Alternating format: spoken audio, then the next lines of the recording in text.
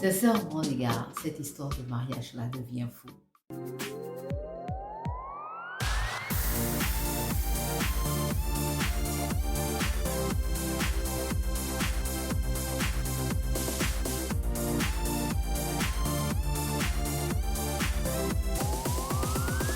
Histoire de célibat ou bien de sans enfants après 30 ans là, euh, ça devient fou quoi. C'est comme si les gens perdent la raison.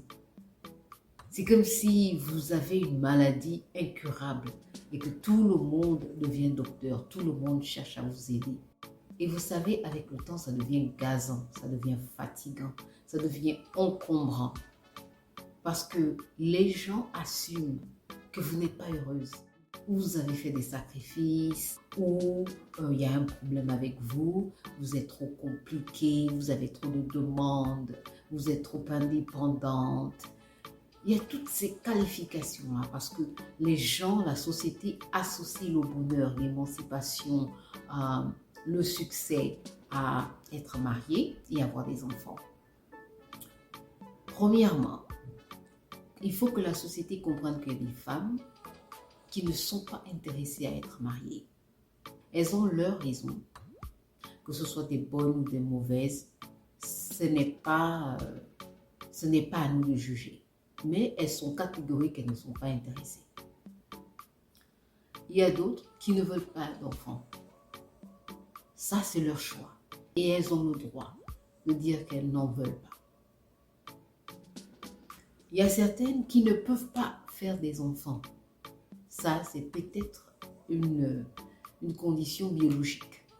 Elles ne peuvent pas faire des enfants. Ok? Vous pouvez juger ça comme vous voulez dans votre imagination analytique. Vous pouvez vous asseoir là et stipuler toutes les raisons pour lesquelles ça n'engage que vous. Mais elles n'en peuvent pas, elles ne peuvent pas. Et il y a d'autres, elles n'ont juste pas eu la chance.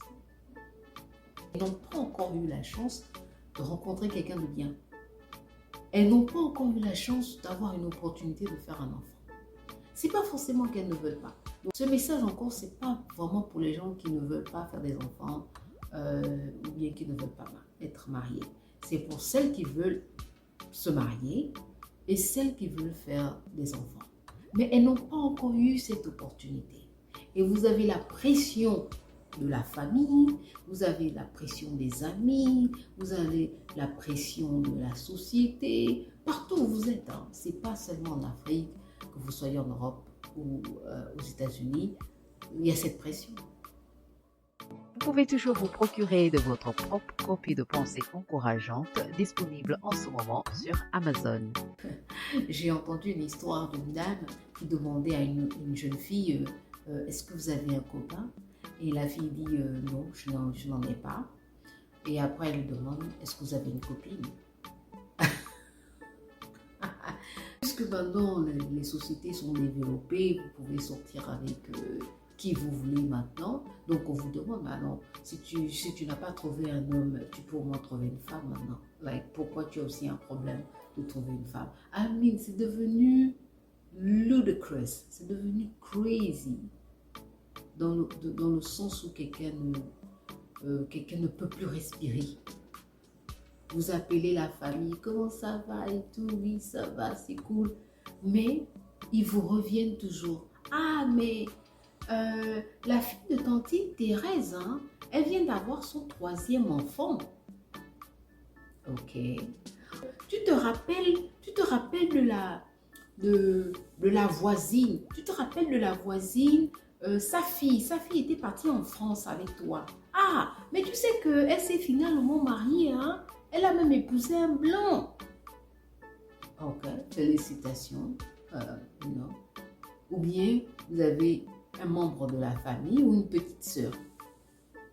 Ah, vraiment, mais tu sais que ta petite sœur, hein, elle a accouché là. Ok, félicitations, on est content. C'est comme si vraiment ils assument sincèrement que comme tu n'es pas marié, comme tu n'as pas d'enfant, ta vie est finie quoi. Pour plus de moments d'encouragement, rejoignez-moi sur Endless, le podcast pour la femme africaine immigrée, qui joue en ce moment sur Google Podcast, iTunes, Spotify ou bien Podbean. Même dans notre génération, même ici à l'Occident, on a des jeunes frères africains qui pensent comme ça. Deux Africains qui sortaient ensemble, ils apprenaient à se connaître. Et la fille, elle prenait son temps. Le gars était pressé. Il faut qu'on se marie. Vraiment, ils se sont connus à peine, peut-être un mois, et ils parlaient déjà du mariage. Ça, c'est bien parce qu'elle a prié pour un homme qui va la voir et qui voudra l'épouser right away. Mais bon, elle se disait quand même que c'est un peu trop tôt. On ne se connaît pas encore bien. Prenons le temps de se connaître. Et un bon jour, le monsieur vient chez elle, donc ils sont en train de bavarder et ça parle. C'était une fille éduquée, elle avait des diplômes, elle était diplômée et le monsieur le savait. Le monsieur n'était pas diplômé par contre, il a fait des centres de formation, c'était je crois un mécanicien, quelque chose comme ça, de travail de main.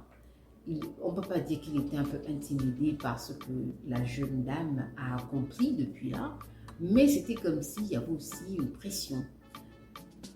Et dans tout cela, elle est encore en train de se demander que, est-ce que c'est le pas que c'est bien, il veut de moi, il veut m'épouser, moi aussi je veux me marier et je veux fonder une famille. Donc lui et moi, on est d'accord sur ce plan-là. Mais c'est comme si elle avait encore un petit doute, qu'elle se disait, pour moi, je veux attendre. Et voilà, il a jeté la fatale.